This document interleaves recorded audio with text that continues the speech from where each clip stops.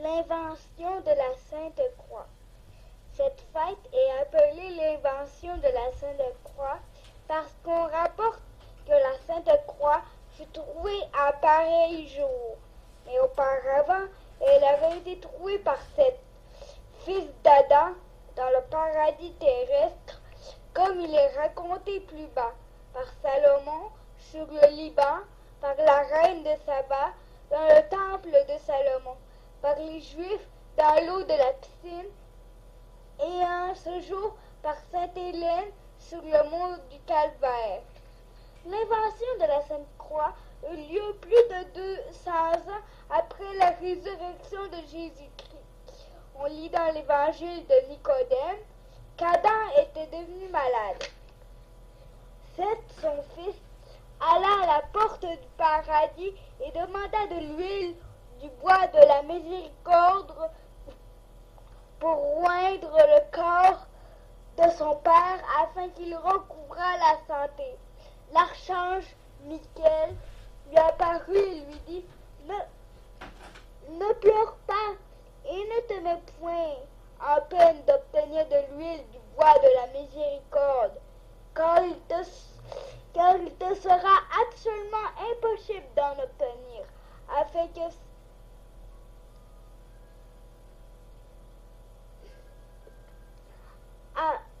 avant que 5500 ans soient révolus. Cependant, on croit que d'Adam jusqu'à la passion du Seigneur, il s'écoula seulement 5099 ans. On lit encore ailleurs que l'ange lui offrit un petit rameau et lui ordonna de le planter sur le mont Liban. Mais on lit dans une histoire apocryphe des Grecs que l'ange lui donna du bois de l'arbre par le fruit duquel Adam avait péché, en l'informant que son père serait guéri quand ce bois porterait du fruit. À son retour, Seth trouva son père mort et il planta ce rameau sous sa tombe. Cette branche plantée devint en croissant un grand arbre qui subsista jusqu'au temps de Salomon. Mais il faut laisser au lecteur à juger si ces choses sont vraies, puisqu'on en fait mention dans aucune chronique,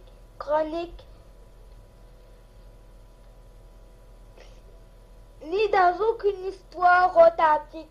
Or Salomon, considérant la beauté de cet arbre, le fit couper et mettre dans la maison du bois. Cependant, ainsi que le dit Jean Belette, on ne pouvait le mettre nulle part. Il n'y avait pas moyen de lui trouver un endroit où il pût être employé convenablement, car il était tantôt trop long, tantôt trop court. Si on l'avait raccourci dans les proportions qu'exigeait la place où on le voulait employer, il paraissait si court qu'on ne le regardait plus comme bon à rien. En conséquence, les ouvriers de dépit le rejetèrent et le mirent sur une pièce d'eau pour qu'il servît de pont aux passants. Or, quand la reine de Saba vint entendre la sagesse de Salomon et voulut passer sur cette pièce, elle vit en esprit que le sauveur du monde devait être suspendu à ce bois. Pour cela, elle ne voulut point passer dessus, mais aussitôt elle l'adora. Cependant, dans l'histoire scolastique, on lit que la reine de Saba vit cette pièce dans la maison du bois, et en revenant à son palais, elle communiqua à Salomon que sur ce bois devait être suspendu celui de la mort, devait être la cause de la destruction du royaume des Juifs. C'est pourquoi Salomon le fit ôter du lieu où il était et enterré dans les entrailles les plus profondes de la terre.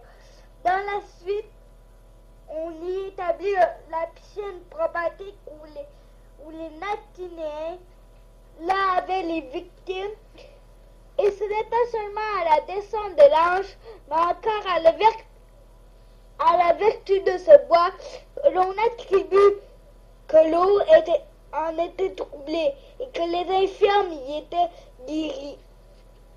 Or, quand approcha le temps de la passion de Jésus-Christ, on rapporte que cette pièce surnagea et que les Juifs, en la voyant, la prirent pour en fabriquer la croix du Seigneur.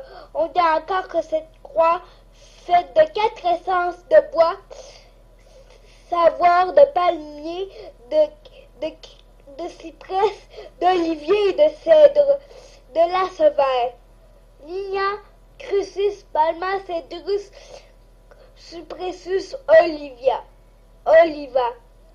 Quand dans la croix, il y avait le bois qui servait de montant droit, la traverse, la tablette de dessus et le tronc où était fixée la croix, ou bien selon Grégoire des Tours, la tablette qui servait de support sous les pieds de Jésus-Christ. Par là, on peut voir que chacune des pièces pouvait être d'une des essences de bois dont on vient de parler. Or, d'une de ces essences de bois, l'apôtre parlait en avoir eu en vue de différentes sortes de bois quand il dit « afin que vous puissiez comprendre avec tous les saints quelle est la largeur, la longueur, la hauteur et la profondeur. » Ces paroles sont expliquées comme il suit par l'illustre docteur Saint-Augustin.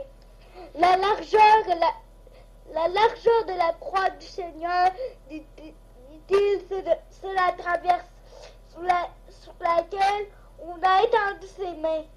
Sa largeur sur quoi tout le corps de Jésus-Christ fut attaché, moins l'endroit du dessus où se trouvait la tête.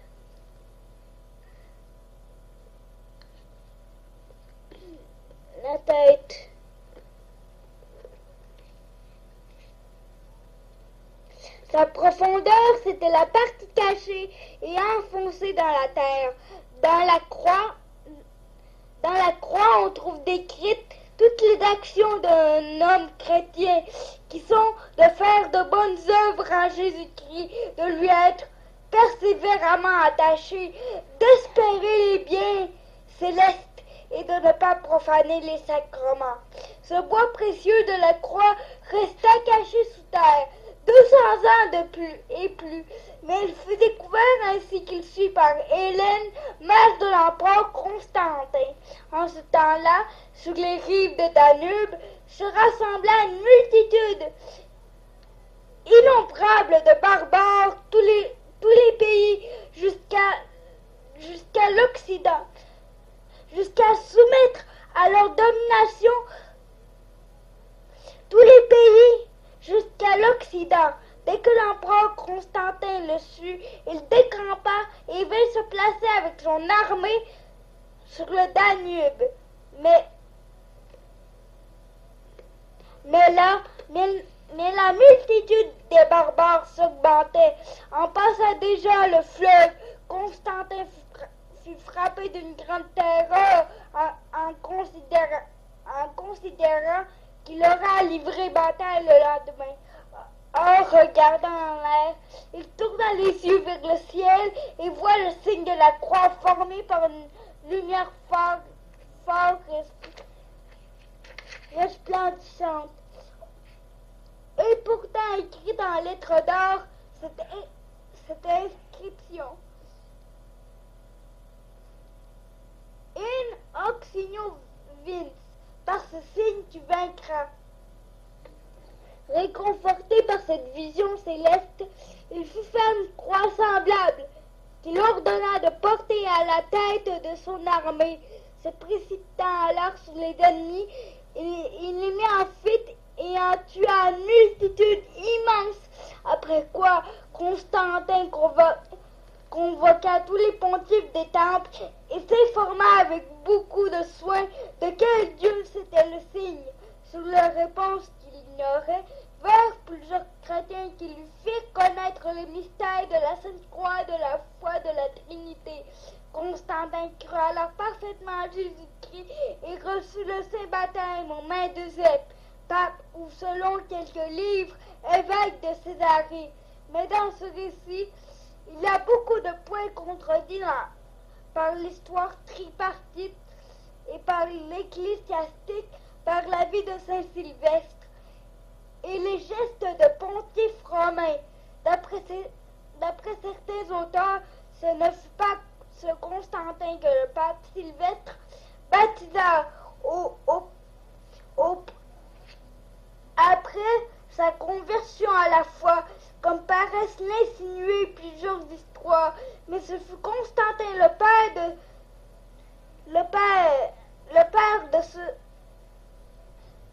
de ce Constantin, ainsi qu'on le voit dans des historiens. En effet, ce Constantin reçut la foi d'une autre manière rapportée dans la légende de Saint Sylvestre. Et ce n'est pas Eusèbe de Césarée qui le baptisa, mais bien Saint Sylvestre. Après la mort de son père, Constantin, qui n'avait pas perdu le souvenir de la victoire remportée par la vertu de la Sainte Croix, fit passer Hélène, sa mère, à Jérusalem pour trouver cette croix, ainsi que nous le dirons plus bas.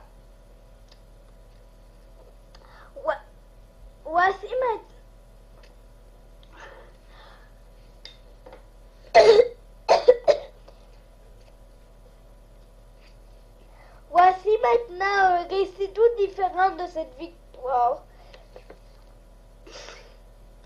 D'après l'histoire ecclésiastique, elle rapporte donc que Maxence, ayant envahi l'Empire romain, l'empereur Constantin vint lui présenter la bataille vis-à-vis le pont Albien. Comme il était dans une grande anxiété et qu'il levait souvent les yeux au ciel pour implorer son secours, il vit en songe du côté de l'Orient dans le ciel brillait une croix couleur de feu. Des anges se présentèrent devant lui et lui dirent: Constantin, par cela tu vaincras. Et selon le témoignage de l'histoire tripartite, tandis que Constantin s'étonnait de ce prodige, la nuit suivante, Jésus-Christ lui apparut avec le signe vu dans le ciel. Il lui ordonna de faire des images pareilles qui lui porteraient bonheur dans les combats.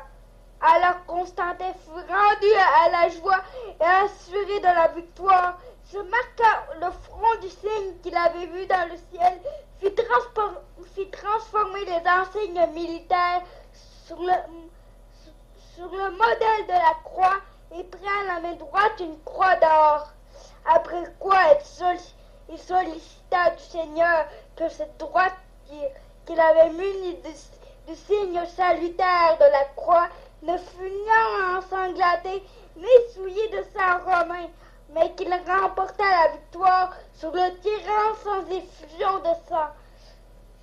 Quant à Maxence, dont l'intention de tendre un piège, il fit disposer des vaisseaux et fit couvrir le fleuve de faux ponts. Or, Constantin s'étant approché du fleuve, Maxence accourut à sa rencontre avec peu de monde, après avoir donné ordre aux autres cœurs de le suivre. Mais il oublia lui-même qu'il avait fait construire un faux pont et s'y engagea avec une poignée de soldats. Il fut pris au piège qu'il avait tendu lui-même, car il tomba dans le fleuve qui était profond. Alors Constantin fut acclamé empereur à l'unanimité. D'après ce qu'on lit dans une chronique assez authentique, Constantin n'occupa parfaitement dès ce moment. Il n'aurait même pas alors reçu le baptême, mais peu de temps après, il eut une vision de Saint-Pierre et de Saint-Paul. Et quand il reçut la vie nouvelle du baptême et obtenu la guérison de sa lèpre, il crut parfaitement dans la suite de Jésus-Christ. Ce fut alors qu'il envoya sa mère Hélène à Jérusalem pour chercher la croix du Seigneur. Cependant, c'est Ambroise dans la lettre où il rapporte la mort de Théodose dans l'histoire tripartite disent que Constantin reçut le baptême seulement dans ces derniers moments. S'il le différa jusque-là, ce fut pour pouvoir le recevoir dans le fleuve du Jourdain. Saint Jérôme en dit autant dans sa chronique. Or, il est certain qu'il fut fait chrétien sous le pape Saint Sylvestre. Quant à savoir s'il différa son baptême, c'est douteux. Ce qui fait qu'en la légende de Saint Sylvestre, il y a là-dessus, comme en d'autres points, bien peu de certitude. Alors l'histoire de l'invention de la Sainte Croix, telle qu'on la lit dans les histoires ecclésiastiques conformes en cela aux chroniques, paraît plus authentique de beaucoup que celle qu'on récite dans les églises. Il y a en effet constant qu'il se trouve des endroits peu conformes à la vérité, si ce n'est qu'on veuille dire, comme ci-dessous, que ce ne fut pas Constantin, mais son père qui portait le même nom, ce qui du reste ne paraît pas très plausible, quoique ce soit les récits de certaines histoires d'outre-mer. Hélène, arrivée à Jérusalem, fit réunir autour d'elle les savants qu'on trouva dans toute la contrée. Or, cette Hélène était d'abord restée dans une hôtellerie, mais épris de sa beauté, Constantin se l'attacha, selon que cet Ambroise l'avance en disant « On assure qu'elle fut hôtelière, mais elle fut unie à Constantin l'Ancien, qui dans la suite posséda l'Empire. Bonne hôtelière, qui chercha avec tant de soin la crèche du Seigneur. Bonne hôtelière, qui connut cet hôtelier dont les soins guérirent cet homme, blessé par les brigands. Bonne hôtelière, qui a regardé toutes choses comme des ordures afin de gagner Jésus-Christ. Et pour cela, Dieu l'a tiré de l'ordure pour l'élever sur un trône. Saint Ambroise.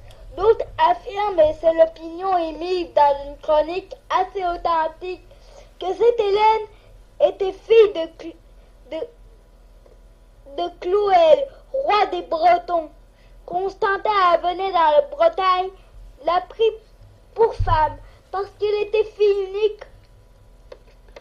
De là vient que l'île de Bretagne échut à Constantin après la mort de Cloël.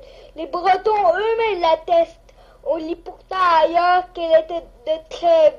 Or, les Juifs, remplis de crainte, se disaient les uns aux autres, « Par quel motif pensez-vous que la reine nous ait convoqués auprès d'elle ?» L'un d'eux, nommé Judas, dit, « Je sais, moi, qu'elle va prendre de nous l'endroit où se trouve le bois de la croix sur lequel le Christ a été crucifié. Gardez-vous bien d'être assez présomptueux pour le lui découvrir. Sinon, tenez pour très certain que notre loi sera détruite et que toutes les traditions de nos pères seront totalement abolies. Car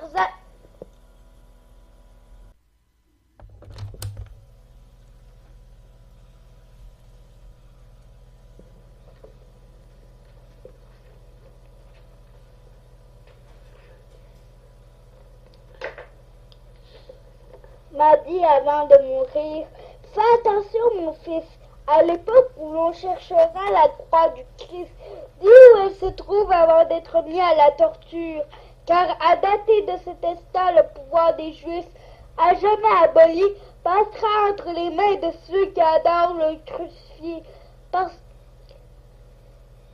que ce Christ était le Fils de Dieu. » Alors j'ai répondu, « Mon père, si vraiment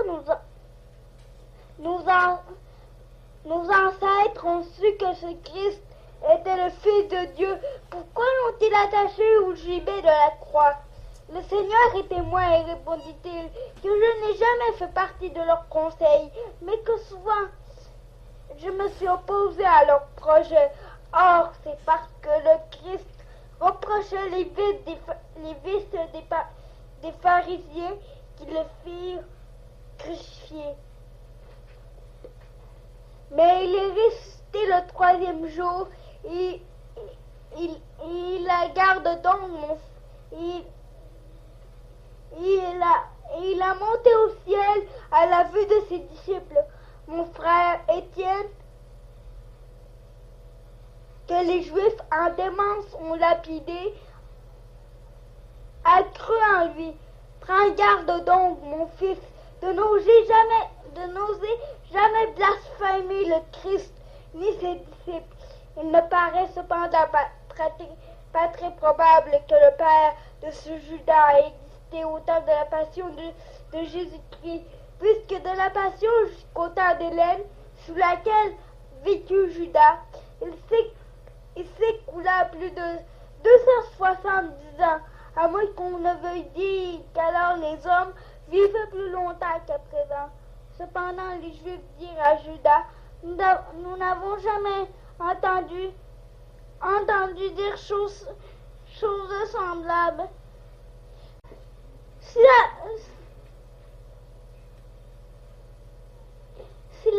la reine t'interroge, aie soin de ne lui faire aucun aveu. Lors donc qu'il fut en présence de la reine et qu'il leur eut demandé le lieu où le Seigneur avait été crucifié,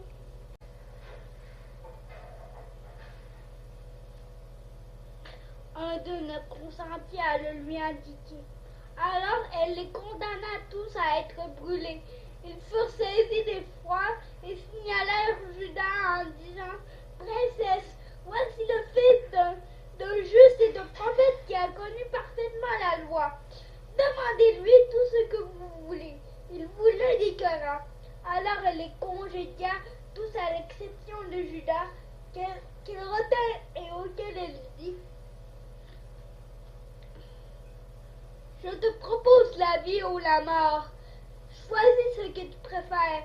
Montre-moi donc le lieu qui s'appelle Golgotha, où le Seigneur a été crucifié, afin que je puisse trouver sa croix. Judas répondit, comment puis-je le savoir, puisque 200 ans et plus se sont écoulés et que je n'étais pas né à cette époque. La reine me dit la vérité.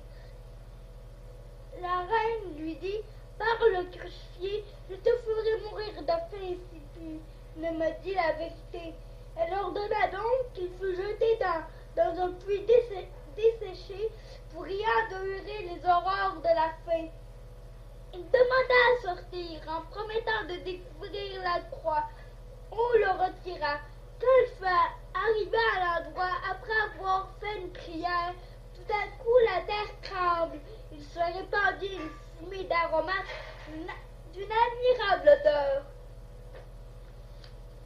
Judas, lui-même plein d'admiration, applaudissant des deux mains, disant, en vérité, ô Christ, vous êtes le sauveur du monde. Or, d'après l'histoire ecclésiastique, il y avait en ce lieu un temple de Vénus construit autrefois par l'empereur Adrien, afin que si quelques chrétiens eût voulu y adresser ses adorations, il parut adorer Vénus. Et pour ce motif, ce lieu avait cessé d'être fréquenté et était presque entièrement délaissé.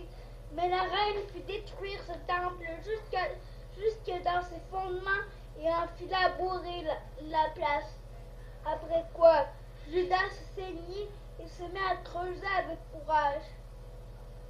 Quand il l'eut atteint à la profondeur de 20 pas, il trouva 3 croix enterrées qu'il porta incontinent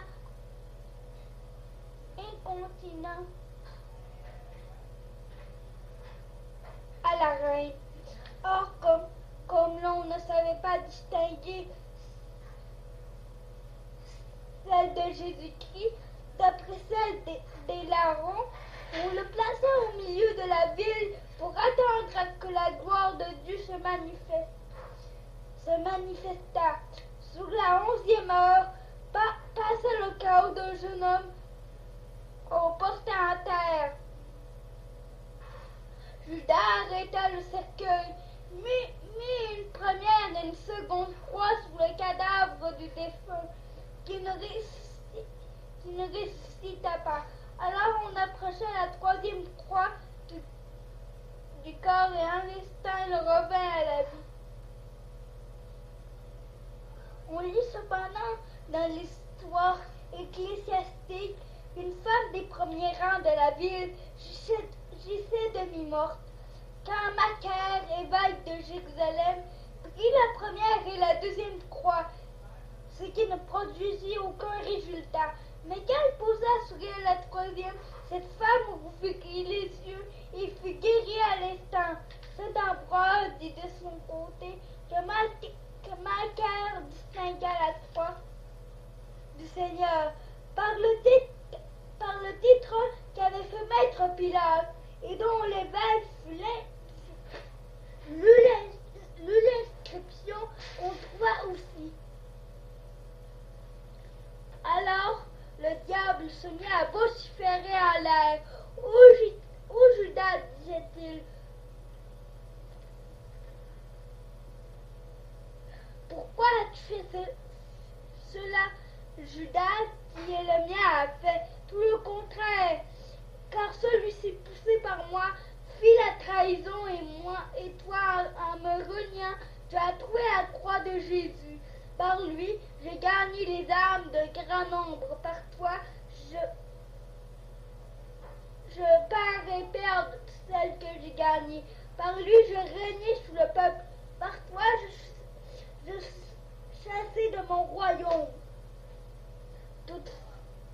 Toutefois, je te rendrai l'appareil, et je susciterai contre toi un autre roi, qui abandonna la foi du crucifié, te fera renier dans les tourments le crucifié. Ceci paraît se rapporter à l'empereur Julien. Celui-ci, lorsque Judas fut devenu évêque de Jérusalem, l'accabla de nombreux tourments et le fit mourir martyr de Jésus-Christ. En attendant les vociférations du diable, Judas ne craignait rien, mais il ne cessa de maudire le diable en disant que le Christ damne dans l'abîme du feu éternel. Après quoi, Judas est baptisé, reçoit le nom de Syriaque, puis est ordonné évêque de Jérusalem quand le titulaire fut mort. Mais comme la bienheureuse Hélène ne possédait pas les clous du Seigneur, il pria l'évêque Syriaque d'aller au Golgotha et de les chercher. Il vint aussitôt après avoir adressé des prières à Dieu. Les clous apparurent brillants dans la terre comme de l'or. Il les prit et les porta à la reine.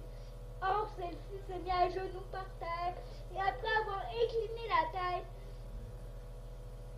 elle les adora avec grande révérence. Hélène porta une partie de la croix à son fils, et renferma l'autre dans de chasses d'argent qu'il laissa à Jérusalem. Quant aux clous avec lesquels le corps du Seigneur devait de Césarée, elle en fit 2 freins dont Constantin se servait dans les batailles et mit les autres à son casque en guise d'armure. Quelques auteurs, comme Grégoire de Tours, assurent que le cœur du Seigneur va attaché avec 4 clous. Hélène en mit 2 au frein du cheval de l'empereur. Le 3e à la statue de Constantin qui domine la ville de Rome. Et elle jeta le 4e dans la mer Adriatique qui jusque-là avait été un gouffre pour les navigateurs. Elle ordonna que cette fête de l'invention de la Sainte Croix fût célébrée chaque année solennellement. Voici ce que dit cette Ambroise. Hélène chercha les clous du Seigneur et les trouva. De l'un d'elles fit faire des freins. Elle incrusta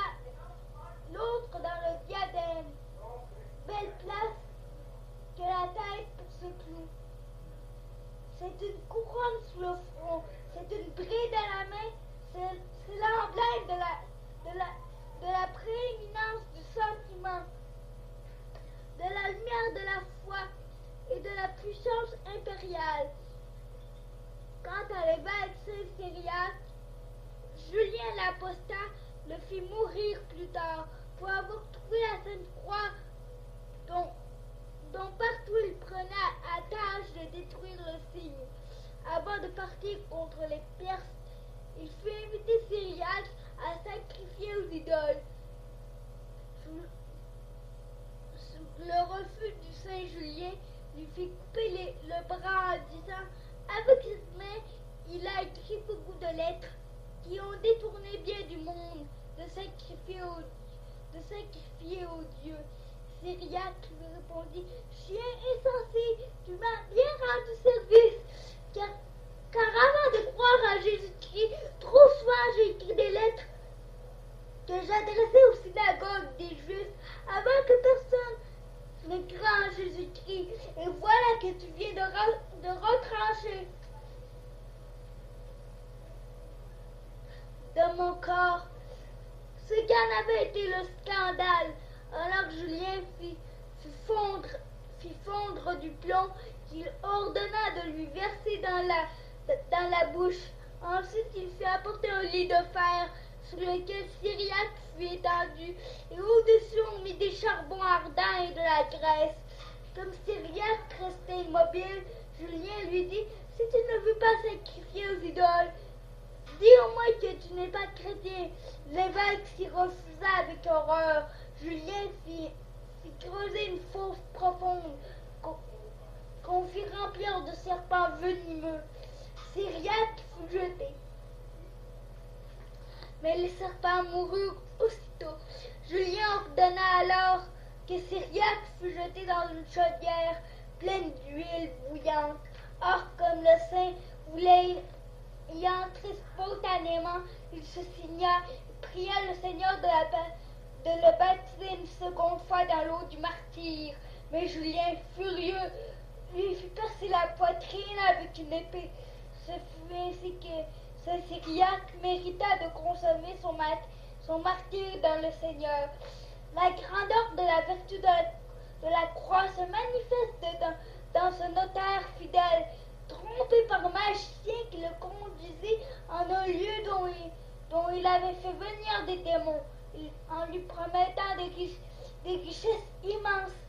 Il vit un Éthiopien de haute stature, assis sur un trône élevé, et entouré d'autres Éthiopiens debout armés de lances et de bâtons. Alors l'Éthiopien demanda à ce magicien « Quel est cet enfant ?» Le démon dit au notaire « Si tu veux m'adorer, être mon serviteur et renier ton Christ, je te ferai asseoir à ma droite. » Mais le notaire se hâta de faire le signe de la croix et s'écria qu'il était de toute son âme le serviteur du Sauveur Jésus-Christ. Il n'était pas plutôt fait le signe de la croix que toute cette multitude de démons disparut. Peu de temps après, ce même notaire entra un jour avec son maître dans le temple de Sainte Sophie. Se trouvant ensemble devant une image du Seigneur, le maître remarqua que cette image avait les yeux fixés sur le notaire, qu'elle regardait attentivement. Plein de surprise, le maître fit passer le jeune homme à droite et vit que l'image avait encore les yeux de ce côté. On les dirait.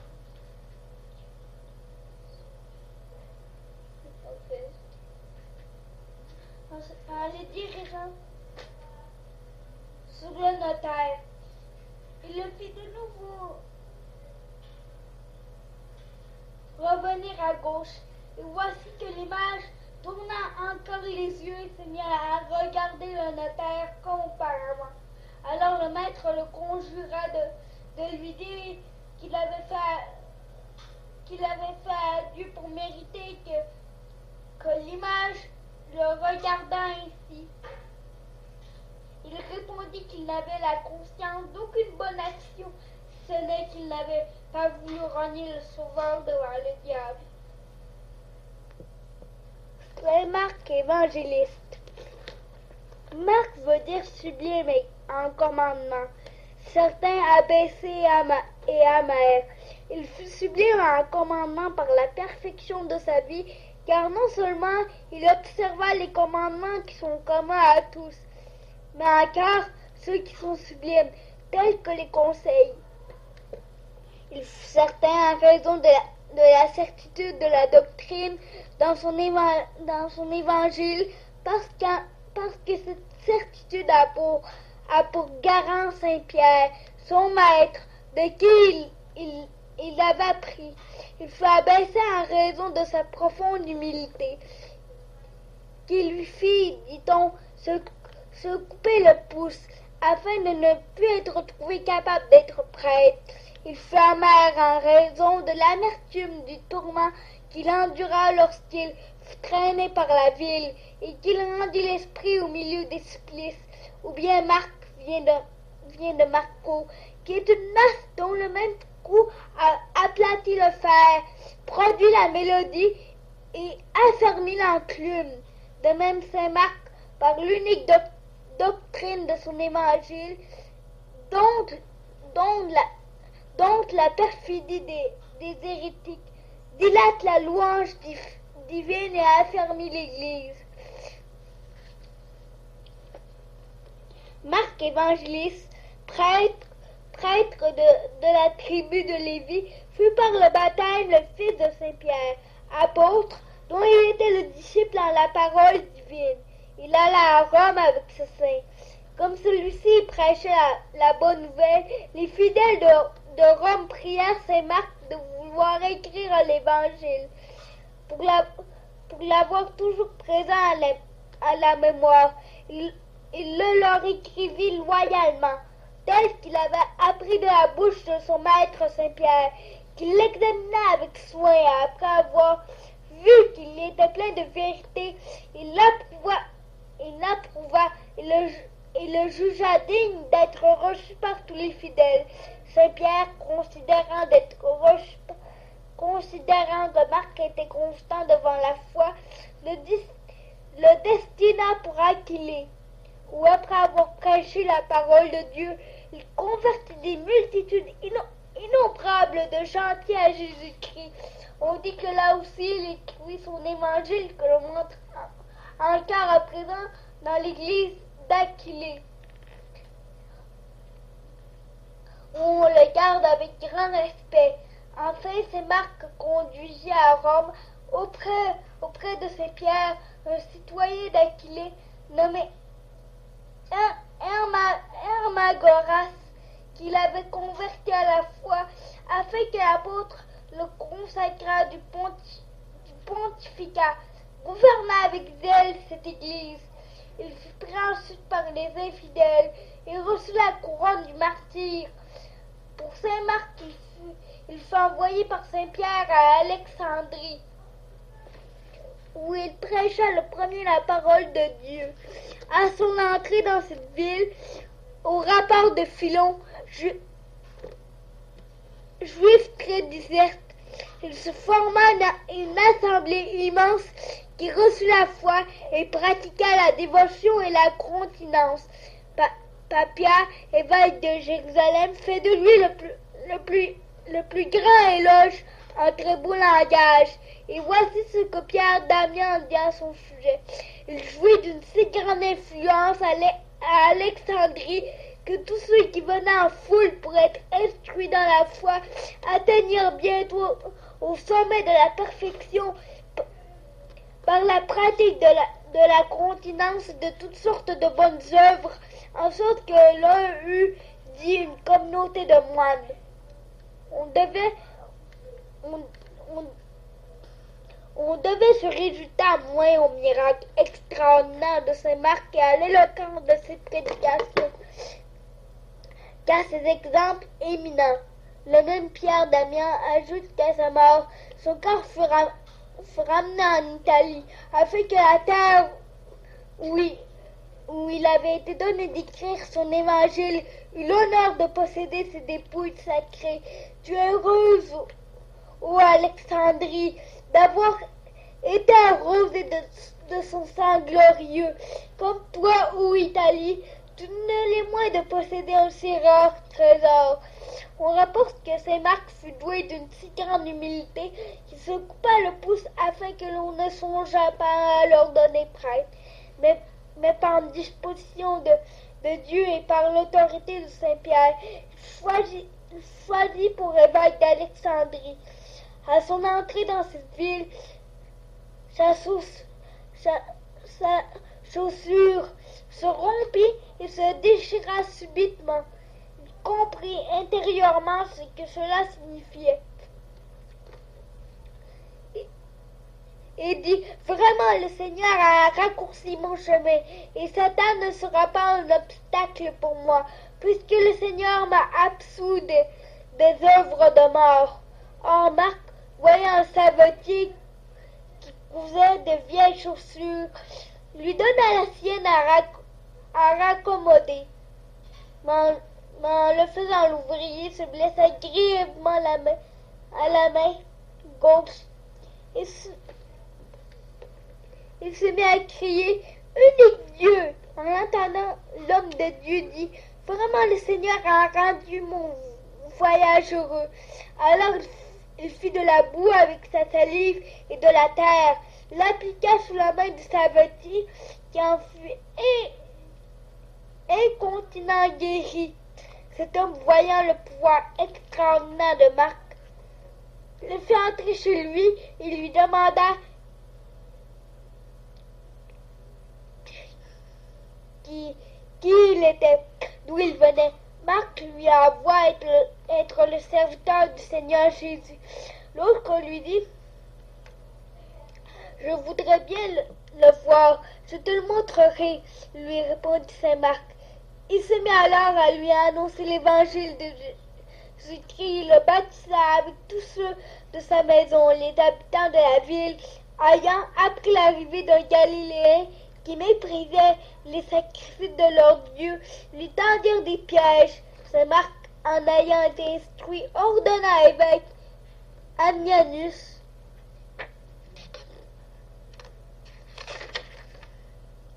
cet homme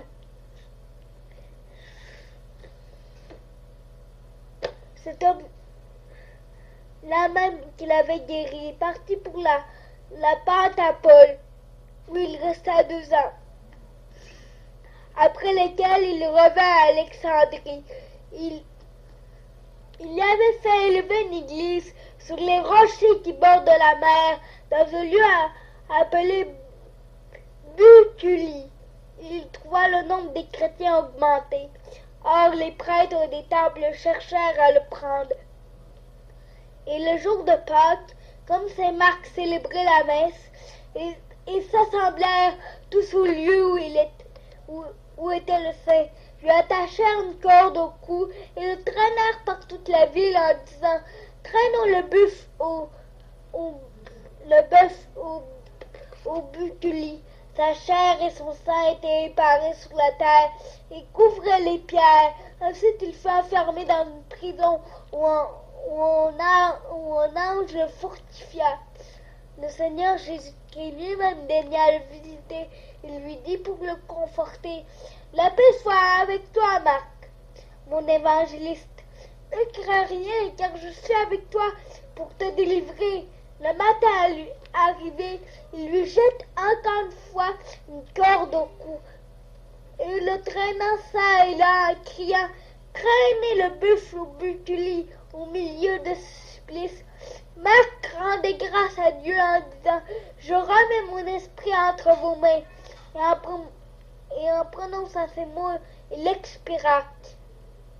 C'était sous Néron, vers l'an 57, comme les païens le voulaient brûler. Soudain l'air se trouble, une grêle s'annonce, les tonnerres grondent, les éclairs brillent. Tout le monde s'empresse de fuir, et le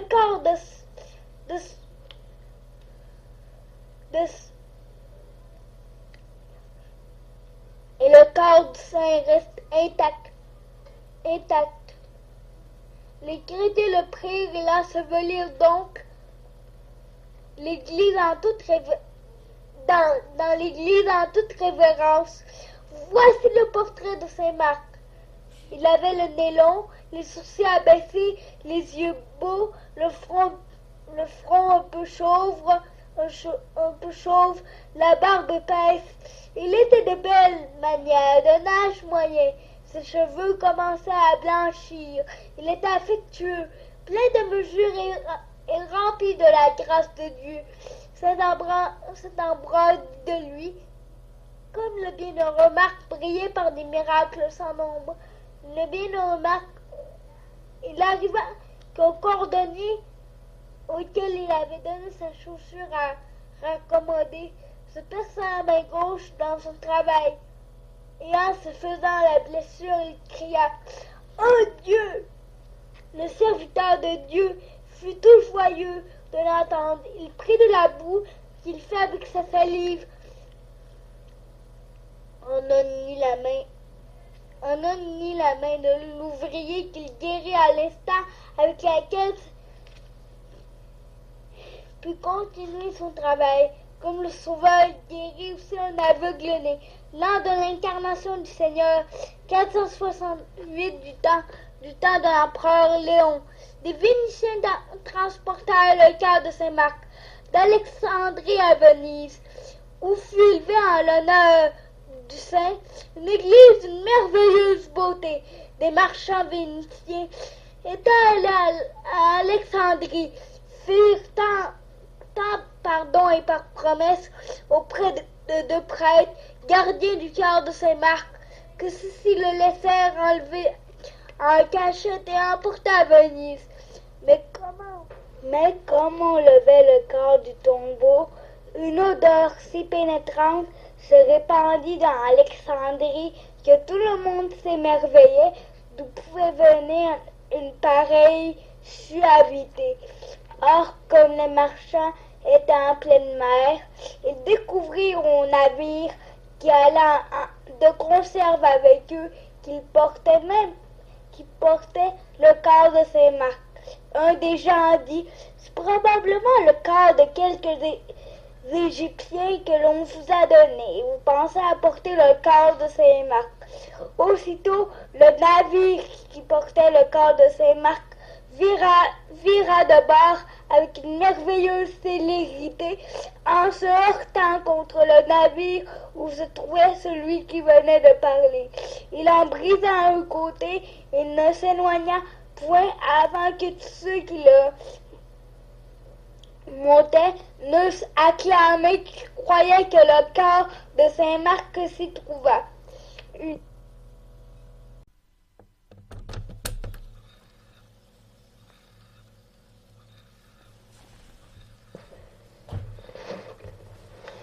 Une nuit, les navires étaient emportés par un courant très rapide et les nautonniers, ballottés par la tempête et enveloppés de ténèbres, ne savaient où il allait. Saint-Marc apparut au moine gardien de son corps et lui dit « Dis à tout ce monde de carguer vite les voiles, car ils ne sont pas loin de la terre. » Et on les cargua. Quand le matin fut venu, on se trouvait vis-à-vis une île. Or, comme on longeait divers rivages et qu'on cachait à tout le saint trésor, des habitants vinrent et crièrent « Oh, que vous êtes heureux, vous qui portez le corps de Saint-Marc! Permettez que nous lui rendions nos profonds hommages. » Un matelot encore tout à fait incrédule est saisi par le démon et vexé jusqu'au moment où, emmené auprès du corps, il avoua qu'il croyait que c'était celui de Saint-Marc. Après avoir été délivré, il rendit gloire à Dieu et eut par la suite une grande dévotion au saint. Il arrivait que pour conserver avec plus de précaution le corps de Saint-Marc, on le déposa au bas d'une colonne de marbre, en présence d'un petit nombre de personnes. Mais par le cours du temps, les témoins étaient morts. Personne ne pouvait savoir ni reconnaître à aucun indice l'endroit où était le saint trésor. Il y eut des pleurs dans le clergé, une grande désolation chez les laïcs et un chagrin profond dans tous. La corde de ce peuple dévoué était en effet qu'un patron si recommandable nous était enlevé furtivement. Alors on indique un jeûne solennel. On ordonne une procession plus solennelle encore. Mais voici que sous les yeux et à la surprise de tout le monde, les pierres se détachent de la colonne et laissent voir à découvert la chasse où le corps était caché. À l'instant, on rend des actions de grâce au Créateur qui a daigné révéler le Saint Patron. Et ce jour, illustré par la gloire d'un si grand prodige, fêté dans la suite des temps. Un jeune homme, tourmenté par un cancer dont les vers lui rongeaient la poitrine, se mit à implorer d'un cœur dévoué les suffrages de Saint-Marc. Et voici que dans son sommeil, un homme en habit de pèlerin lui apparut, se hâtant dans sa marche. Interrogé par lui qui il était et où il allait en marchant si vite, il lui répondit qu'il était Saint-Marc, qu'il courut porter secours à un navire en péril qu'il l'invoquait. Alors il étendit la main en touchant le malade qui, à son réveil le matin, se sentit complètement guéri. Un instant après, le navire entra dans le port de Venise et ceux qui le montaient racontèrent le péril dans lequel il s'était trouvé et comme Saint-Marc leur était venu en aide. On rendit grâce pour ces deux miracles et Dieu fut proclamé admirable dans Marc son saint.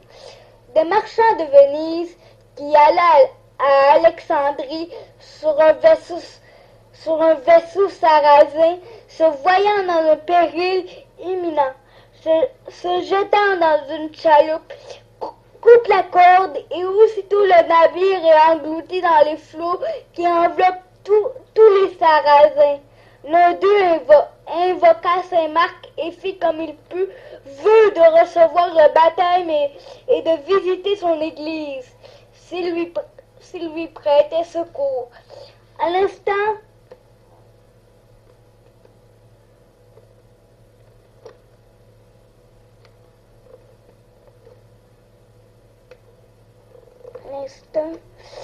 un personnage éclatant lui apparut, l'arracha des flots et le mit avec les autres dans la chaloupe.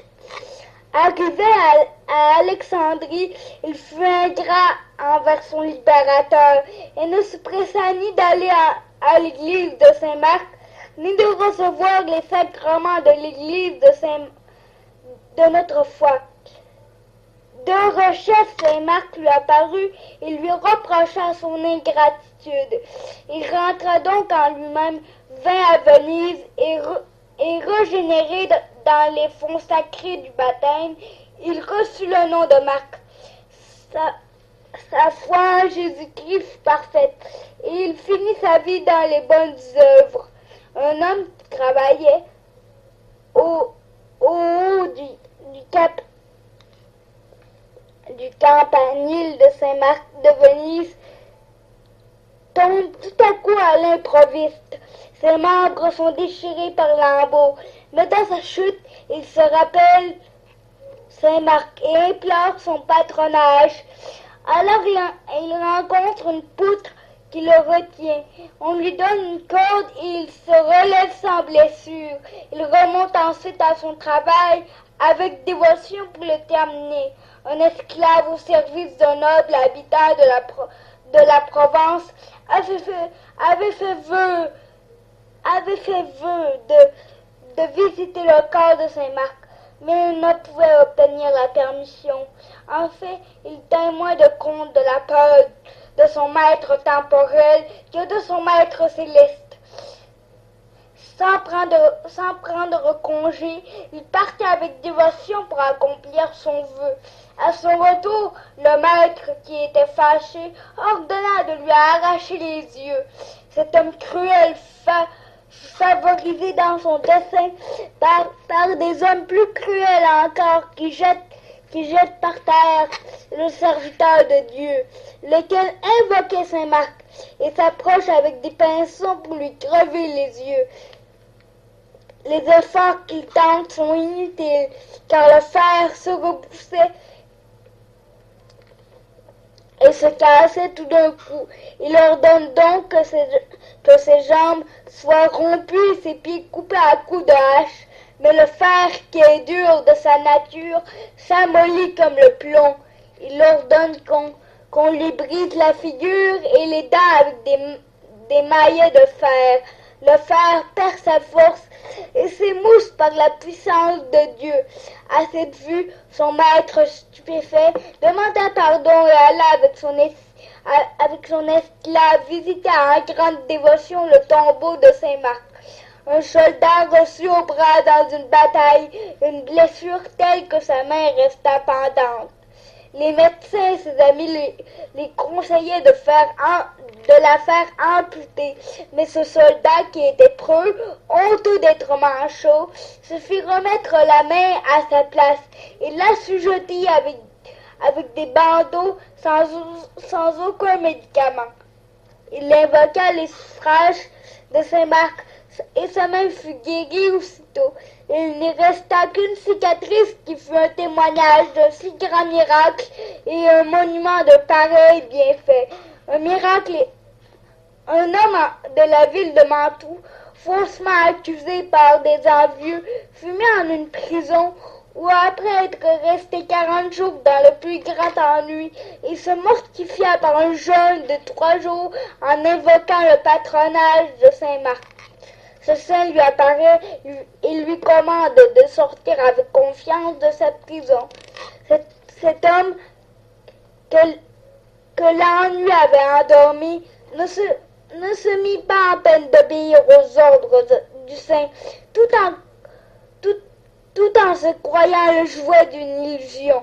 Il eut une seconde et une troisième apparition du saint qui lui renouvela les mêmes ordres.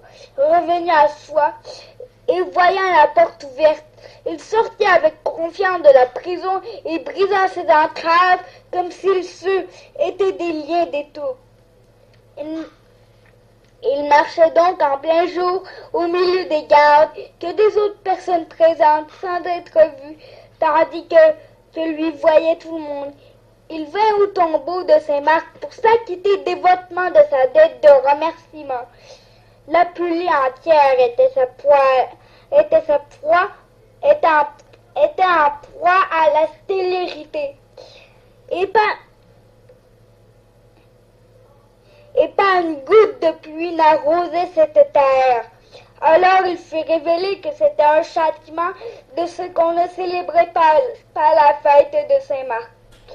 Donc on invoqua ce saint et on promit de fêter avec solennité le jour de sa fête.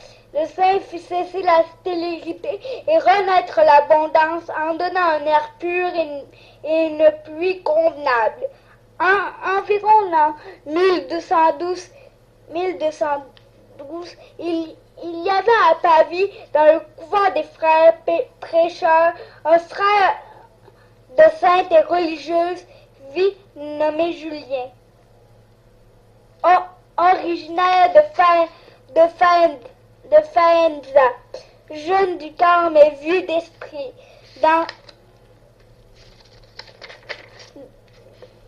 En sa dernière maladie, il s'inquiéta de sa position auprès du prieur, qui lui répondit que sa mort était prochaine. Aussitôt la figure du malade devint resplendissante de joie et se mit à crier en applaudissant des mains et de tous ses membres. Faites place, mes frères, car ce sera dans un excès d'allégresse que mon âme va sortir de mon corps, depuis que j'ai entendu d'agréables nouvelles. Et en élevant les mains au ciel, il se mit à dire: Seigneur, tirez mon âme de cette prison. Malheureux homme que je suis, qui me délivrera de ce corps de mort? Il s'endormit alors d'un léger sommeil et vit venir à lui Saint-Marc qui se plaça à côté de son lit. Et une voix qui s'adressait au saint lui dit: Que faites-vous ici, ô Marc? Celui-ci répondit: Je suis venu trouver ce mourant parce que son ministère a été agréable à Dieu. La voix se fit encore entendre: Comment se fait-il que de tous les saints, ce soit vous de préférence qui soyez venu à lui? C'est, répondit-il, parce qu'il a eu pour moi une dévotion spéciale et qu'il a visité avec une dévotion toute particulière le lieu où repose mon corps. C'est donc pour cela que je suis venu le visiter à l'heure de sa mort. Et voici que des hommes, couverts d'aube blanche, remplirent toute la maison. Saint Marc leur dit: Que venez-vous faire ici? Nous venons, répondirent-ils, pour présenter l'âme de ce religieux devant le Seigneur. À son réveil, ce frère envoya chercher aussitôt le prieur qui m'a lui-même raconté ses faits, et lui rendant compte de tout ce qu'il avait vu. Il s'endormit heureusement et en grande joie dans le Seigneur.